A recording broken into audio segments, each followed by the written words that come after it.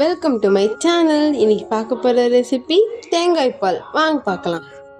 First நான் ஒரு சின்ன தேங்காய் அதில் அரை மூடி எடுத்திருக்கேன். அதை கட் பண்ணி சேர்த்துக்கணும்.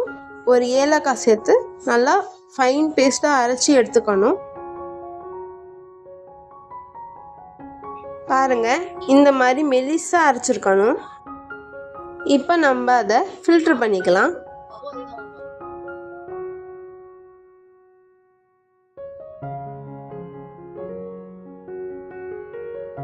இப்போ தேங்காய் பாலை ஃபில்ட்ரு பண்ணி எடுத்தாச்சு.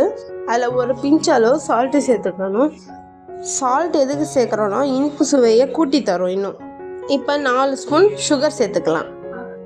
சேர்த்துட்டு நல்லா மிக்ஸ் பண்ணி விட்டுறணும். அவ்வளோதான், நம்ம சூப்பரான தேங்காய் பால் ரெடி.